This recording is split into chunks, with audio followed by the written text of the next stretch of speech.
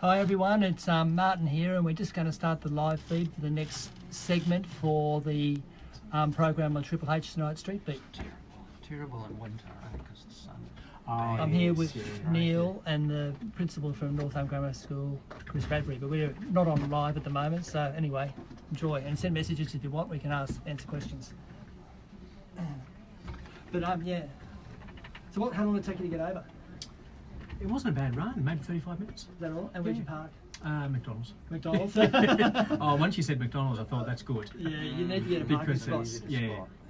And it was full actually. It was. Yeah. I had one of those awkward sort of car parks, but that's all right. That's good. Where do you park, Neil, when you come in? McDonald's.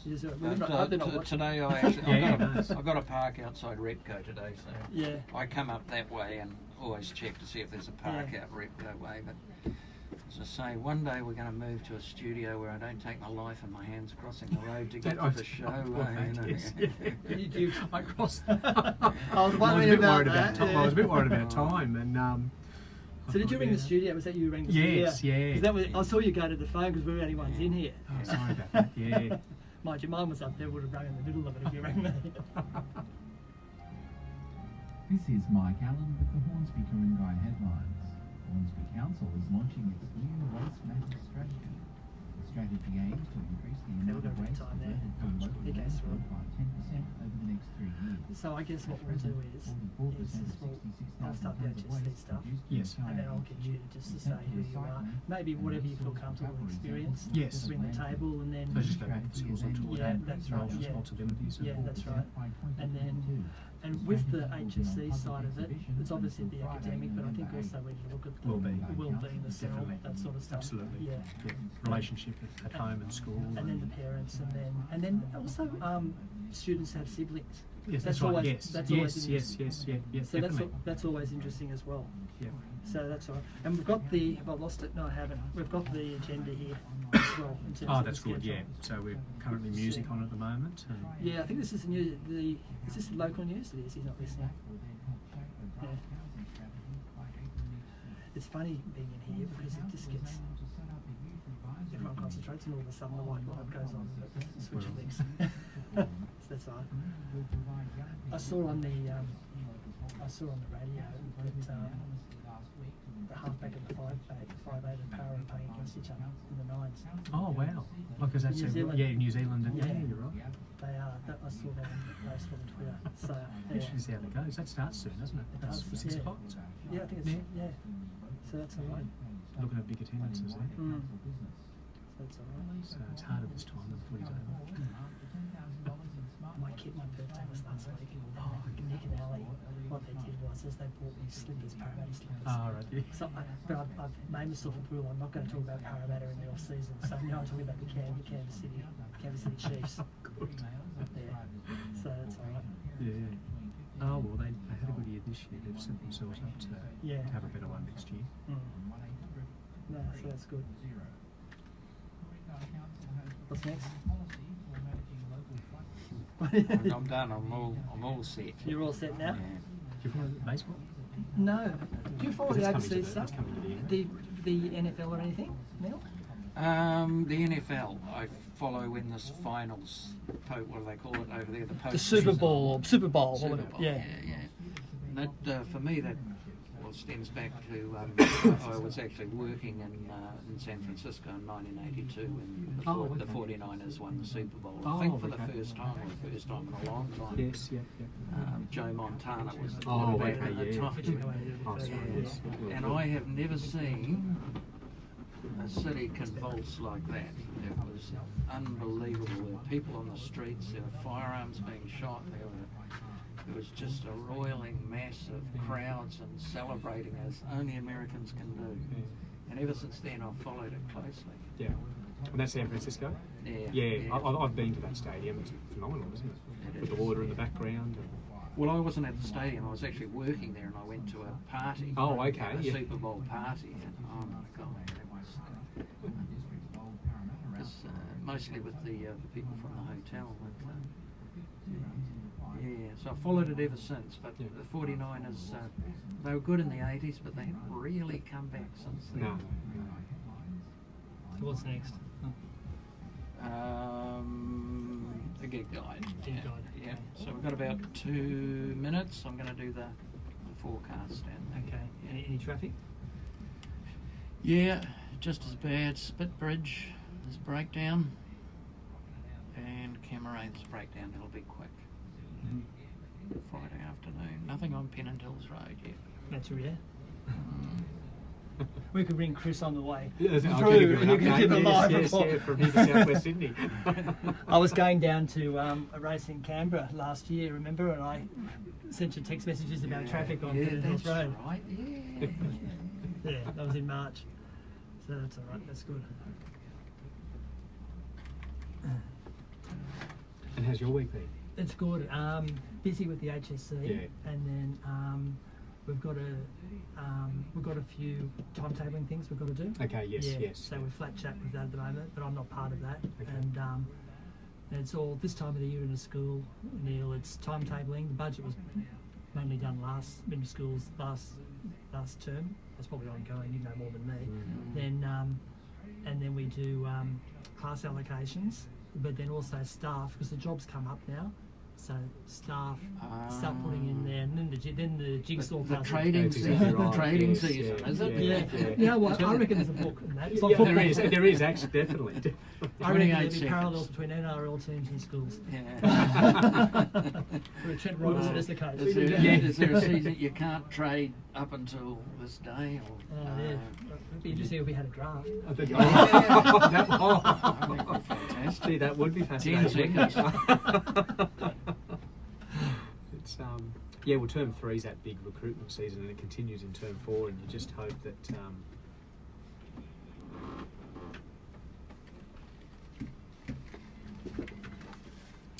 there's been a breakdown on Spit Bridge over there in Mossman. A truck's broken down, and that's affecting one of...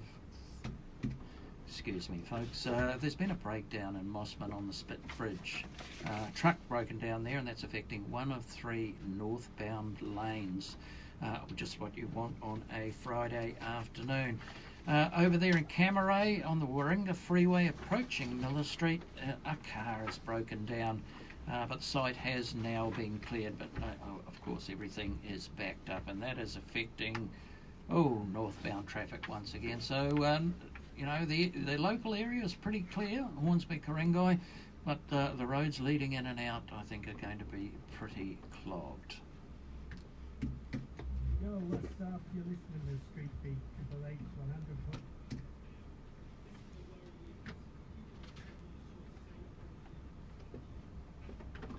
Well, Neil, what I'd like to do this afternoon for the next segment is something we started last year, but was sort of just me waffling on, you know, from which you and I can do. That's what we love about you. Very kind of you.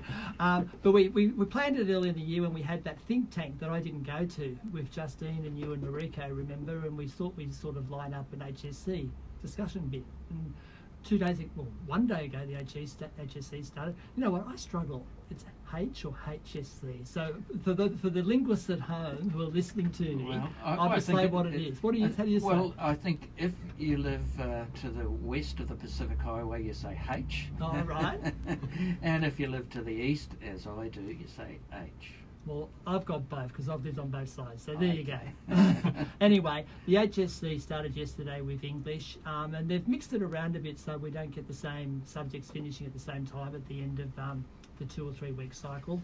So they had English yesterday, and they've had English again today, and they had music as well. And this time around, so it's not just us, we've asked, and we're very grateful that this year the new principal for Northam Grammar, Chris Bradbury, has come to join us. Person with a lot of experience, but I'll introduce Chris. And Chris, welcome to the show, and why don't you tell us a bit about yourself? Thank you very much for having me. I started my teaching career at Helston Agricultural High School some years ago. I'm a history legal studies teacher, and from Helston I moved on to the King's School at Parramatta and continued to teach history and legal studies, as well as taking on the roles as head of history, legal studies and director of teaching and learning. So within that time, I've been blessed to have the opportunity to work with a number of students in regards to preparing them to be in the best possible position to do well in HSC examinations, and find myself now leading Northam Grammar School, which is a tremendous opportunity, a wonderful school, co-educational environment in semi-rural Arcadia, and really continuing to push, I think, those key facets of education, which is scholarship, a real focus on learning, as well as quality pastoral care. And I think that's really important when we're talking about the HSC and education in general, that we get that balance right between the academics and the wellbeing. So in your early days of teaching, and you're very young from that point of view, what was some of the, when you had your first HSC class, take us back to that day, and what was it like as a new teacher, and how did you help the students? There's a real sense of excitement. Remember it vividly, because as a teacher, when you're taking on a HSC class, and this continues, but certainly for the first time, I think you understand the real enormity of the situation, the fact that you're entrusted to lead those students in front of you to be in the best possible position, to be able to perform well, to do the very best they can. But at the same time, it's a campaign, it's a journey. And it begins in Year 11, when you go through the Year 11 course, which was the preliminary course, as it was titled then. And then in term 4 of that year, you move into the HSC course. So you build really positive, strong relationships. But I do remember that first year vividly, because I think I was probably more nervous than the students when they went into that exam.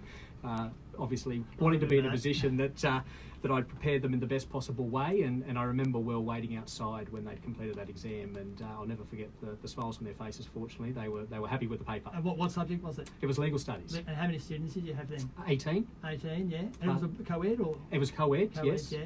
Yeah. And you're still in contact with those students? Do you see any of them, or hear from them, or know what they're doing? One or two in those early years at Helston, but certainly at King's, and I think the beauty of social media and the fact that information's readily available, it's quite easy to be able to track where students are at, and I think that's the beauty of education and teaching, the fact that you build those relationships. And from a teaching point of view, I think that we're very much in awe of the skill and the hard work that students put into this particular year, and what's involved. And at the same time, students are incredibly appreciative of the work that teachers put in terms of getting the very best out of them. So it's a real satisfying aspect, and there's nothing that makes you more proud than seeing students succeed when they leave school. So, so zooming out, if I can, what would be a couple of the things that you would suggest to parents at home who are on day 2 and there's potential a few meltdowns and things like that? How would you suggest parents attack working with their sons or daughters over the next couple of weeks? Yeah, I think there's quite often a fine balance, isn't there, in terms of that level of intervention and support that parents provide, because the students are obviously very tense. But I think it's really important that there is that close association, and the parents are demonstrating that they obviously care and they're there to support their sons and daughters, and that's understanding their sons and daughters in terms of what they like and the type of space that they're obviously comfortable with, and what they're not. I actually find that once that first exam takes place, that can quite often relieve the tension. I know, speaking to students this afternoon who have just completed paper 2, there's a real sense of relief, and I quite often talk about that essentially there's this build up to the first exam, and once that's completed, and then paper 2 the following day, they're well and truly into it. So I think for parents, it's that level of support, asking questions, ensuring that I think those key ingredients of well-being are being maintained, that students are sleeping well, they're eating right, they're having breakfast, they're looking after themselves, and if there's that shared love and collaboration, well, then that puts the student in the best possible position. Well, I've been teaching for a few years, Chris, and a lot of those messages are similar, but one of my most recent principals, her biggest message each time was feed them and love them. That's right.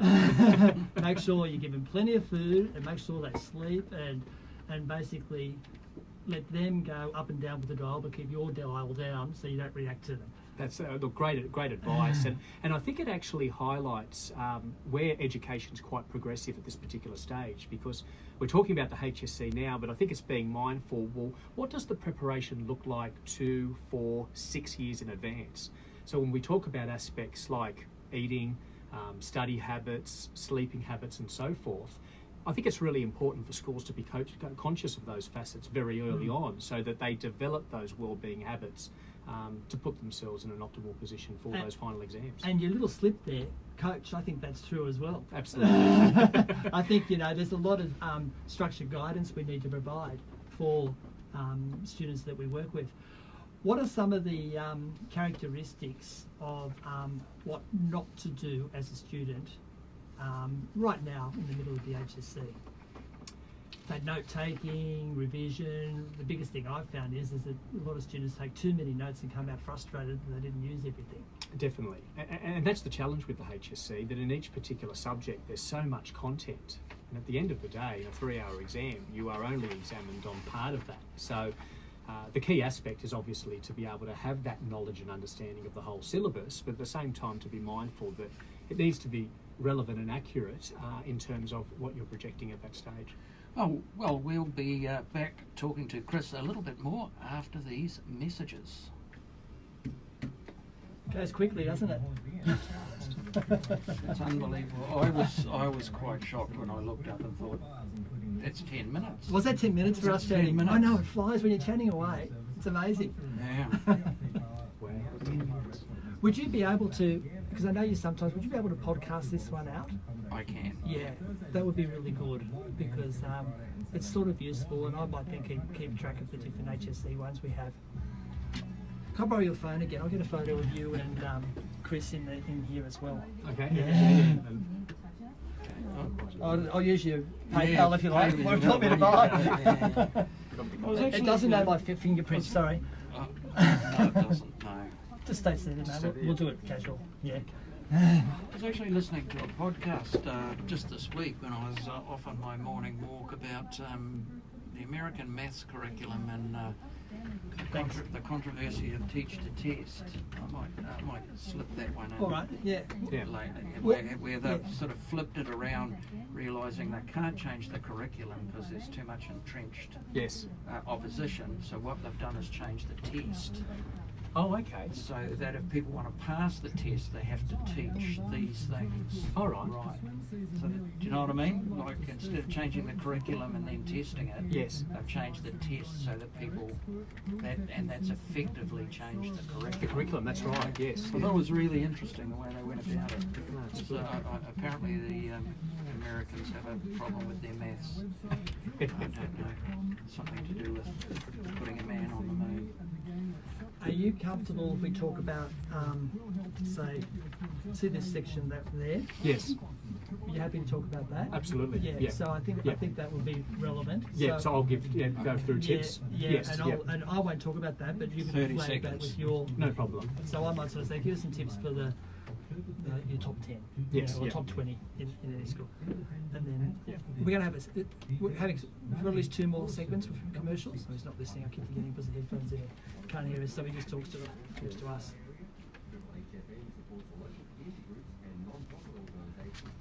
Yeah, that's what one of the second ones said. Freedom and love. That's right, yeah, that's right. Message, same time. It's every time. simple, isn't it? Yeah. It says it all. Yeah. You happy with how it's going? Oh yeah, that's great. You just yeah. What you trying to do?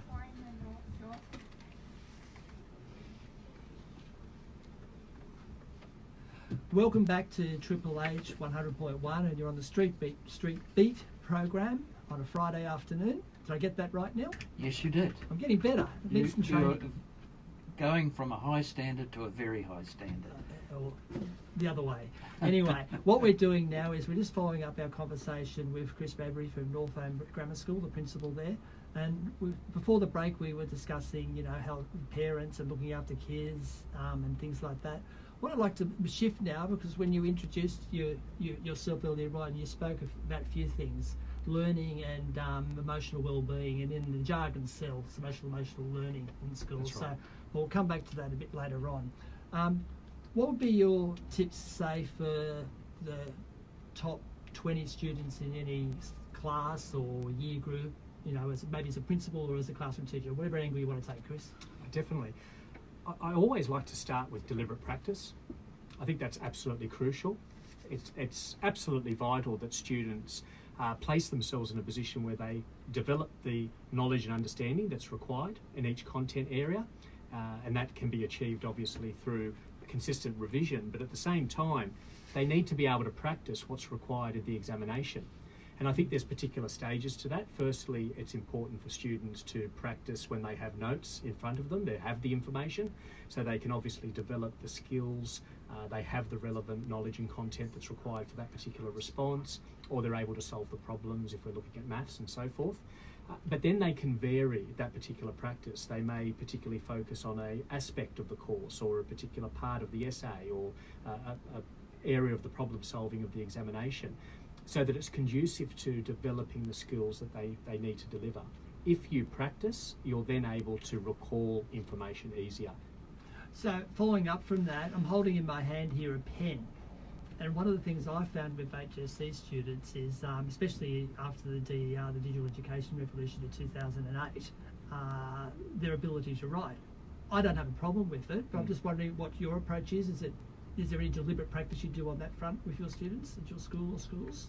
I definitely do, and we try to break it down in the following areas. In terms of understanding the skills and content, we don't find it an issue if that means that the students are to use their computer and type out their essays in terms of generating practice responses, but there needs to be an evolution moving to using the pen and obviously writing their responses, and at the same time doing so under examination conditions. You're exactly right, because when I do it with my students and I talk about it, I say, just imagine you're writing a 3-hour letter to your grandmother. That's right. About what you did in the holidays and how would you go. How would you go writing for 3 hours, Neil, these days? I would have no problem at all, but actually thinking about it though, you know, I've participated in my own digital revolution as well, and so maybe I wouldn't have the strength or the muscle development in my hand anymore. You've picked on a winner.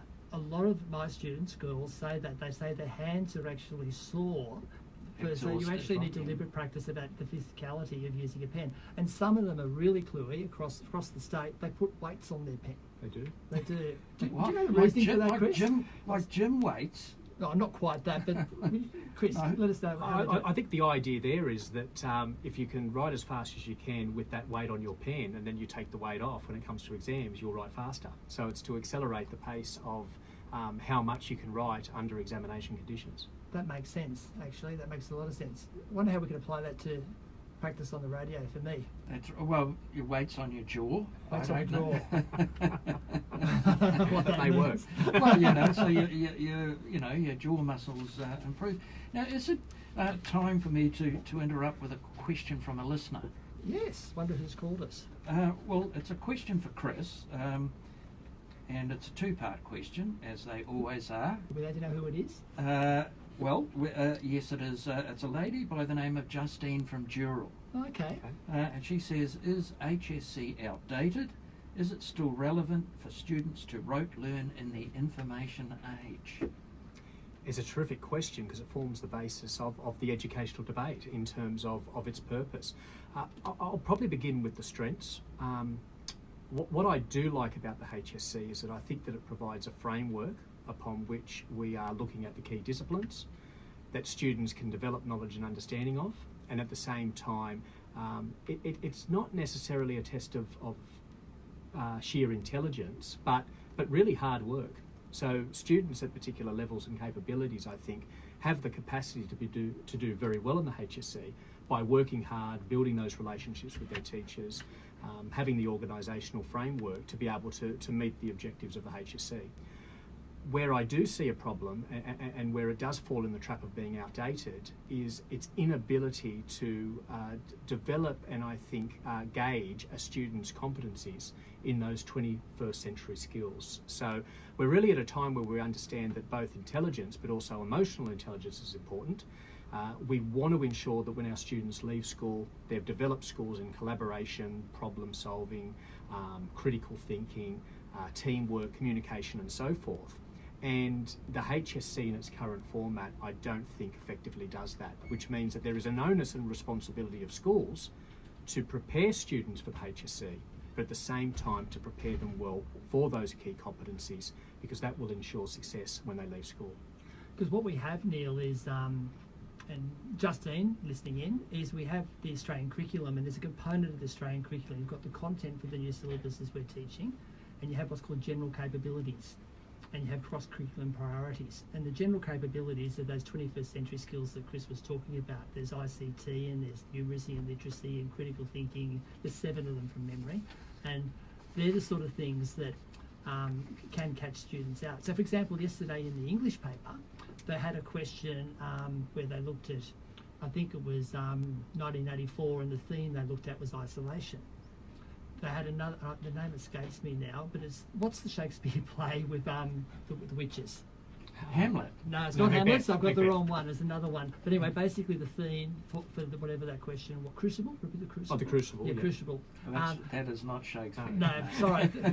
There you go. That's why I'm a geography teacher. Sorry. That's right. So you know where the play was. Yeah. But you don't know. I'm getting right. mixed up. I guess the essence of what I'm trying to say there is that the focus theme for that one was love, and apparently there's not.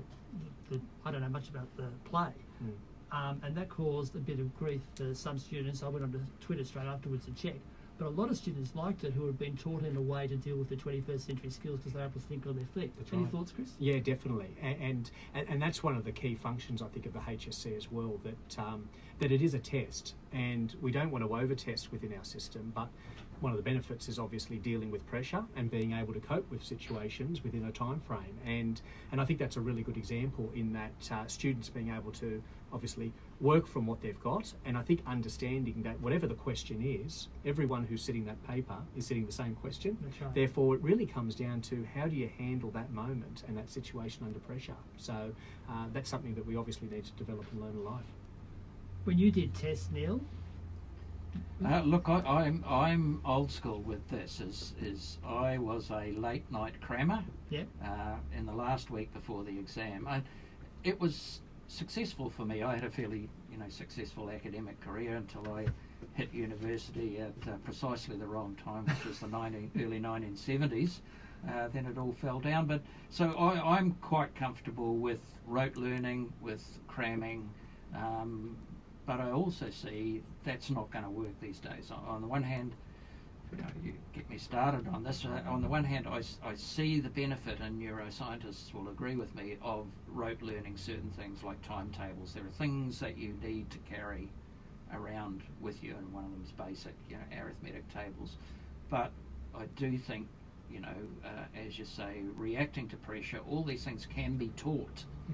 Being able to think on your feet, knowing where to get the information rather than knowing what the information is, I think is probably... well, exactly right, because I remember 3.1415926543. Oh, well, you're doing And better so, than I am. But and I just bring that out. I remember about 3. But that's the key skill, isn't it? It's what you can memorise and know, but essentially it comes down to how you apply it. And I think that's the key skill throughout the whole process, because the better students will be able to demonstrate understanding. So whilst it's okay to memorise facts and details, you need to be able to answer the question. And that means that you need to be able to navigate through what the question is asking, getting to the heart of it, and that can only be achieved through understanding, which is that ability to not just simply review in your preparation, but to recall. And if you're constantly recalling something, well then you're going to keep that in your memory.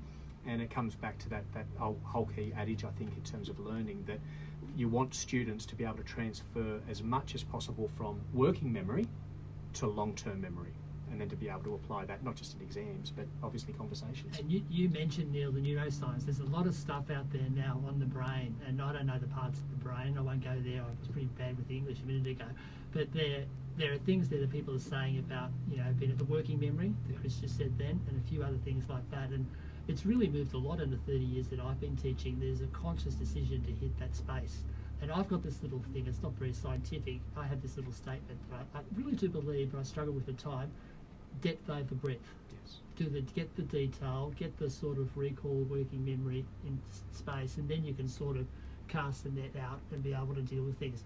The question I was going to ask you before, Neil, was, and I want to segue this into the social emotional learning side of the HSC.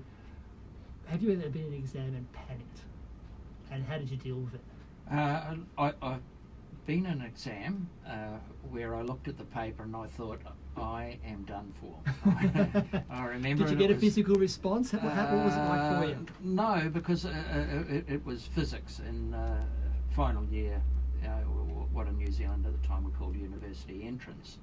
And I believe my score at the end of it was 25 out of 100 or something like that, but that's because I left after an hour.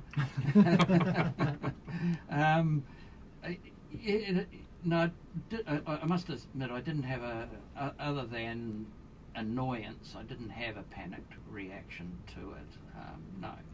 No, I didn't. And what about you, Chris? What about you? Have you had an exam that you thought, oh geez, I'm being caught out here, or? You certainly have your moments, and I think it goes back to that point that we discussed, that when you are placed in that very challenging situation, that you just take your time. I think you really need to have a solid understanding of, well, what's being asked of me here, what do I need to do, and to try to break it down. And there's a real skill, I think, in terms of preparation with that, because the immediate response is to panic. But in essence, I think it's about taking a deep breath. I think really being conscious of what's being asked and then trying to break it down. And then once you get started, you move away from that position of anxiety and you can start to make some real progress. And I think taking your time and just trying to relax under those moments of anxiety. I do remember one of the best bits of advice I got, and we're talking about a long time ago here for my high school examinations, was read the whole paper first, then decide what order you're going to answer the questions. And now I don't know if the exams are the same there, and I do remember my physics teacher, who still considers me a failure, saying, don't leave the hard question till last, or the long question. Don't leave the long question till last. Leave the short questions till last if you can, because it's harder to cram in a long answer than it is to cram in a short answer. That's right, and you actually touch on a key point, I think, about the HSC, is the strategy that's involved. The trial HSC examinations are really important for a number of reasons. Firstly, it provides the opportunity for the student to understand how well they know the content and how well they can perform in the HSC environment before they get to that point. But they really need to leave that particular paper, and when they get their results back, strategise how will they better meet those needs and demands when they get into the HSC. So it goes back to that point. What section of the paper are you going to answer first? Is it going to be the one you feel most comfortable with? If history, for example, is it going to be source analysis, because you can utilise the reading time to look at the sources, so you've covered that base, you can get straight into those questions, then move on to the essay components. I think you need to be mindful in terms of that strategy, so that when you go into the exam, it allows you to obviously better meet those demands that is being asked of you. And in many subjects they have sources, and what that does is it relaxes you. It might give you a bit of idea of what else is there you can come back to and use it as stimulus material for other questions. In my case, geography, it's always the case. I've often encouraged students to look at the stimulus material first, because that might trigger a few memories or facts in the background that you can apply to the question. So that makes a big difference. So do we think of HSC as the sorting hat? The Harry Potter analogy. Is it the sorting hat that determines which house you're going to go into for the rest of your life? Certainly not. I think it's very important in terms of that moment in time, but the reality is that after you achieve that particular mark and you make your decision in terms of where you're going to go, there's certainly more to life, and I think that's one of the critical lessons that comes out of the HSC, that you need to put into perspective. Let's just move into sort of tips and tricks. If you've got any tips and tricks for people, say 3 things. Let me put it this way, Chris, sorry. What are, say, 2 things, and I've done homework on this, so you're at a disadvantage to me, is what are 2 things that you shouldn't do to be successful in the HSC, and what are 2 things you should do to be successful in the HSC? Well, I think 2 things that you shouldn't do is you don't want to leave your run too late. So it is a year program, so you want to ensure that you're organised, you're on top of your work, and you don't want to find yourself in a position late in that particular year where you understand that there's a lot of content and knowledge that you need to catch up on, and that's going to put you behind and obviously add to the stress that you've got. And another thing that you don't want to do is obviously lack that detail and understanding of what's required within the course. So I think it goes back to the very premise of the start, that you have to understand the syllabus, you need to understand the requirements, what's involved. If you don't know the terms of what's required, that's going to put you in a bad position. It doesn't help, does it? Yeah, you need to talk about the right period of history or the right text. And in terms of 2 things that I think are absolutely critical, I think balance.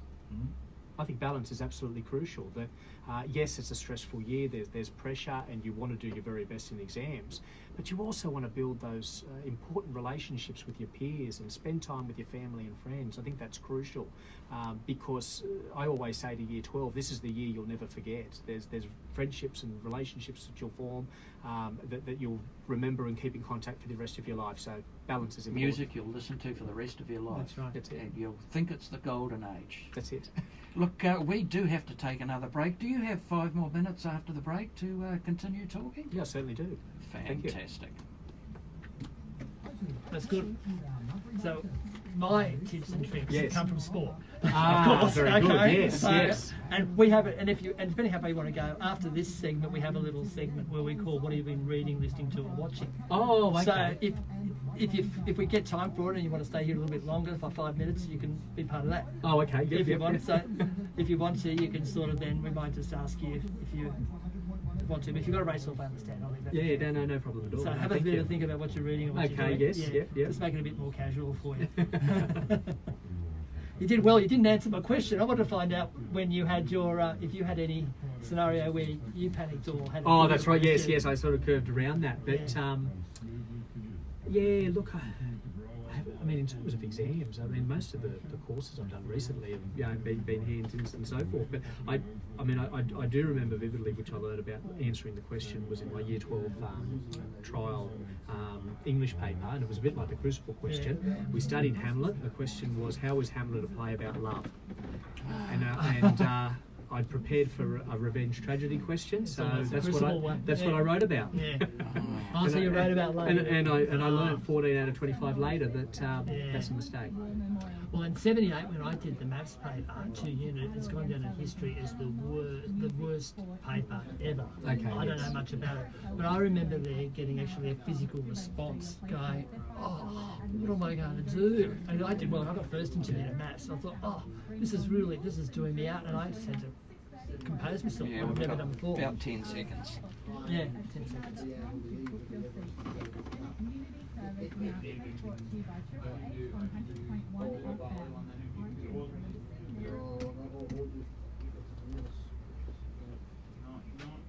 Yes, we're back on Triple H 100.1 FM on Streetbeat with Neil and Chris Bradbury from Northam Grammar School, talking around the HSC and study techniques and things like that. Before we went to the break, I asked Chris the question about what 2 things not to do for the HSC and 2 things what to do.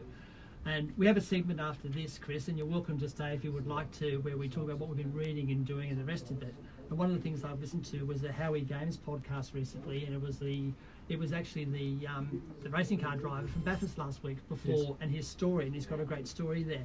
But during the program, they asked Howie asked him the question, what are 2 things that you shouldn't do for success? And he said you shouldn't focus on the fear of failure. Yes. That was the first one. It was quite interesting. And I liked this one as well. And he said don't focus on the outcome. Yes. So I really like that because, as you know, we've been talking online about the parallels between sport and success in life and things like that. So I'm really into it in the same way you might have similar things about success in music or something like that, Neil. With If only I played an instrument. Maybe the people that you know. But then the other side, which I thought was really interesting, he talked about the idea of what to do with success is acceptance. And I knew that because I was just a hard-working band 5 current student, but got myself into band 6 and got into 10% of the state and all that sort of stuff many years ago. But that was for just accepted where I was, where I fitted in the pecking order, and don't have self-esteem issues over it and just get on with it. And the other thing that I really liked is the other thing that you should do is execute. Yes. So if you practice and you do things, we were talking off air how I had a bit of a panic attack during the maths paper in 1978, and I was almost debilitated. So what am I going to do here? Because I was doing well. I thought I'm going to fall apart, and thought then all of a sudden it kicked in. I've done so many of these questions before. I went to, like I said, one of the easier questions, and I calmed down. Yes. And so that's what I reckon. Anyway, that's from my point of view. Any final tips from you, Chris? I think that reinforcement of preparation and organisation throughout the year. I think, like Martin said, don't focus on the outcome because essentially you want to focus on the process. And the process is one that takes time. and understand that there's strengths that you have, there's areas that you're good at, but at the same time, I think to be honest and authentic about where your limitations are. And if you understand where they are, you're able to obviously focus on those through deliberate practice. The year allows you an opportunity for growth and improvement, and if you are very conscious of that growth and improvement throughout the process, you'll find yourself in a position come exam time where you're as prepared as you can be, and ultimately the outcome will come, and it'll be one that you'll be proud of. Well, that is very interesting. I mean, because that's a theme that runs through management training now too, isn't it? Which is, you know, reward the process, not the result. That's right. And I noticed with my grandson playing sport now, they choose the man of the match, as they all love to do. You know, 7-year-olds running around playing soccer. The man of the match is the person of the match, because it's all mixed teams, is the person who executed the coach's instructions as instructed. That's right. As it were. Interesting. Yeah, I thought that was very, very interesting and a better way of doing things. Yeah, that's right, and I think with that process, which is another link with sport and education, is the concept of effort. I know as a principal and as a teacher, that's something that I'm constantly advocating. That's what we're looking for in every young man and young woman, is that we have the effort. If we see the effort, the outcome, the achievement will be there, but it's giving it your best. Okay. Well, that brings us, I think we have to bring it to a close now. So, Chris, thanks a lot for coming in, and good luck in your first year in principalship at Northland Grammar, and I hope the students do really well for themselves, their family. Is this your first year? That's right. Wow, congratulations. Thank you very much. No, it's been a pleasure. I've really enjoyed the conversation, and it's always good to be able to discuss important issues in terms of HSC and education, and obviously to be mindful of those key areas from all particular perspectives, from educating point of view as well as for parents, and to assist them in what can be a stressful year, but a highly productive one. Great, thanks Chris for your time. Thank you very much. Well, I think we're just, without a musical break, going to go straight into the final segment of the afternoon, which is, what media have you been consuming this week? What have you been reading? And I'm pointing to you, Neil, because I've been concentrating here. Let me get my thoughts You have, together. and you know me, I could go on and on and on. Well, look, I'm happy to report that this week, in fact, in the space of a day, I got the new John le Carre novel. I'm not sure if any of you follow John le Carre. Yes, Smiley made, his famous novel, of course, is The Man Who Came In From the Cold, or The Spy Who Came In From the Cold, which in fact was his third novel after A Murder of Quality, which is the first time Smiley was introduced. But if you followed le Carre over the years, he has followed the current political trends, and so this new book, which is called Agent Running in the Field, is full of Brexit, it's full of Trump, it's full of Ukrainian and Russian oligarchs living in London. It's about, the intersection now, particularly in Britain, which is, just a centre of money laundering. London City has for years now. It's got more billionaires living in London than there is in any other city in the world, and most of those are Russians or Eastern European. So there's a lot of black money in London, and some people, and it's hinted at in the book, is saying this is the reason for, the forces behind Brexit. So le Carre builds a, spy novel with all these things around it. I've read every single one of his books. I love it. I highly recommend it to everyone. Agent Running in the Field, John le Carre. That's good. And Chris, I'll just give you background. Normally comes up he's read a book on probability or calculus or something like that. Well, I finished the book on DNA. Yeah, the DNA. And I did, but if I was to describe that, I'd be here for hours. Okay, what about you, Chris? So I'm currently reading a book called 7 Myths in Education. So it's obviously focused on what we're looking at specifically in terms of best teaching practice. It's written by an educationalist in the UK, Daisy Christodoulou, who's a terrific educational researcher, and essentially through the research she's conducted in a number of universities, highlighting 7 key myths that need to be dispelled. And one of them is really looking at that idea of, should we teach a knowledge-based curriculum, or should we simply teach skills and competencies? And obviously we recognise that there's a key focus on skills and competencies, but Daisy's arguing, which I think is a really good point, that we should never lose sight of a knowledge content-rich curriculum, because if we want students to be able to be critical thinkers, creative, problem solvers, work in teams, then they need to have the knowledge and understanding to be able to do that. She also talks about the principles of explicit teaching, teachers and also parents being very clear in regards to what young people need to know and to understand, so you can break those particular fundamentals down. And ultimately what makes a conducive learning environment. So I find her ideas refreshing. I think she understands some of those key concepts in terms of progressive education, but she's a traditionalist at heart, and quite often if we want to know what works, we go back in terms of what happened years ago, and I think a lot of the answers are there, and we need to make sure that we don't lose them.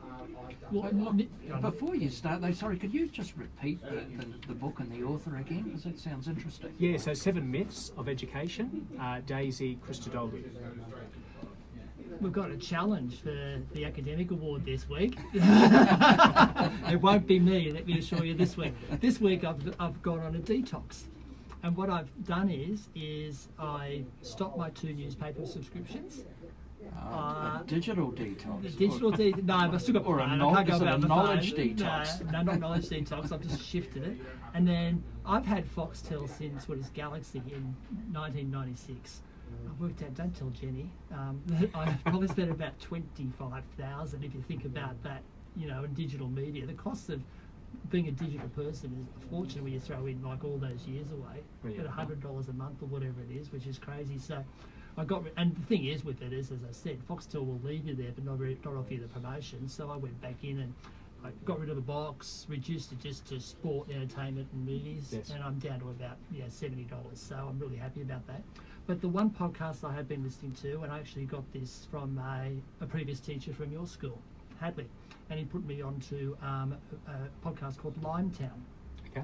And I was listening to that, and you would like it, Neil. Sorry, I'm pointing to Neil. And it's a podcast about basically Limetown. Yep, I'm subscribing. The geography of me thought there's got to be some caves there somewhere, and there are, because I thought of the limestone and the rest of it. And basically, it's a community that was doing experiments on mind transference without talking. So you got an implant, Neil, and I got an implant. You and I can sort of mentally talk to each other, but Chris wouldn't have a clue about what we're saying to him about it. So I got into the first series. The second series is a little bit too much. Limetown, but I think you'd like it because one of Neil's ones is science fiction. So, it is. It certainly is. So that's all from me, from that side of things. Because you know they have invented, or they invented this way of transferring data directly from external sources into the human brain now. Well, this is what this is. And basically, without giving too much away, this is a joke. Oh, sorry. Oh, here we go. Well, you're talking science fiction, mate. I don't know. They call it reading. Man, I'm having a week off. You caught me about 3 times today. Okay, look, that's it, folks. That's Street Beat for another week. Thank you, Chris, for coming in. Thank you for having me. I think the students of North Home Grammar are very lucky people. Thank you very much. I'm lucky to be there. Thanks, Neil, and I might come back next week. Well, I think it was high stakes for you this week, though, wasn't it? Because you know, having a peer in is more stress than having a complete stranger in, I always find. All right, then we'll have a report card later on, okay? Okay, we'll do that. Look, hang around for The Bench, which is coming up shortly later this evening. It's That's Lit with Shazzy D, which is always worth listening to. Lots of literature, lots of modern music. On Sunday, there's the Festival of the Arts opening down at Wallarobba at 1 p.m. I think you'll find me there, and I'm also going to go to the National Poetry Slam competition on Sunday evening down at the Opera House. Okay, report reading for me up at Avoca. That's what I'm doing. So I'll be visiting our Year 11 or Year 12 leaders who are currently involved in a leadership camp, and we're one of the venues for the Galston Open Gardens, which is a terrific event in the local area, and I'll be spending some time at the school and then the concluding dinner on the Sunday night. Right, that's it for us, folks. Next week, we're going to have in Andrew Dice, the piano man, who's going to be talking about music and the elderly. He runs music the programs. Cremorne piano man? Sorry? The one in Cremorne? No, the one in Hornsby. All right, sorry. Andrew Dice is his name, and we might also have someone from Wildlife Rescue in.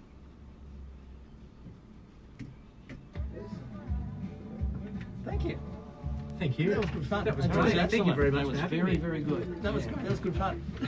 Thanks for that. Thanks, Neil. Well done. Well done, Mark. Thank you for coming in. That's good. I mean, it is worth having a regular education.